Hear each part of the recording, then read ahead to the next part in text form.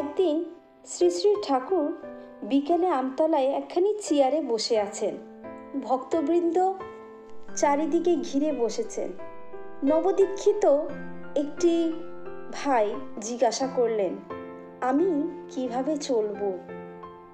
শ্রী শ্রী ঠাকুর এই প্রশ্নে তিনি বলছেন, ভালো করে চলবে এর তিনটে ফ্যাক্টর আছে, উপাদান আছে।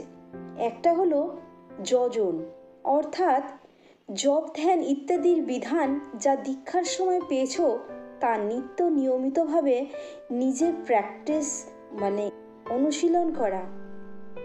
আর একটা হলো যাজন, অর্থাৎ পরিবেশকে ইষ্টচলনে প্রবুদ্ধ করে তোলা। পরিবেশ যদি ইষ্টমুখর হয়ে ওঠে তাতে তোমারই লাভ, তাতে তুমি উন্নত প্রেরণা পাবে তাদের কাছ থেকে। যাজনে মানুষকে মুগ্ধ করতে গেলে চাই তাদের প্রতি সেবা ও সদ্ব্যবহার। অন্যের সঙ্গে যত ভালো ব্যবহার করা যায় ততই নিজের সত্তা সন্দীপ্ত হয়ে ওঠে। এতেই জীবন উপভোগে উচ্ছল হয়ে ওঠে। এর সঙ্গে আছে ইষ্টভৃতি। রোজ নিজে অন্ন জল গ্রহণ করার আগে যথাশক্তি ইষ্টকে নিবেদন করা। এমনতর করার ভিতর দিয়ে ইষ্টের উপর টান বাড়ে। ইষ্ট টান যতই বাড়ে ততই প্রবৃত্তির টান সুনিয়ন্ত্রিত ও সত্তাসঙ্গত হয়ে ওঠে।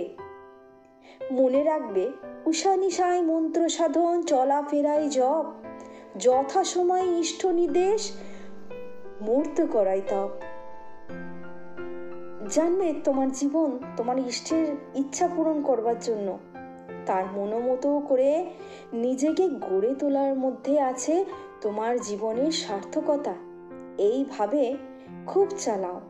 একটু প্র্যাকটিস অনুশীলন নিয়ে যদি তুমি চলতে পারো, আনরিপেলিং অ্যাডহেরেন্স অচ্যুত অনুরাগ নিয়ে কোথা দিয়ে যে কি হবে বলা যায় না।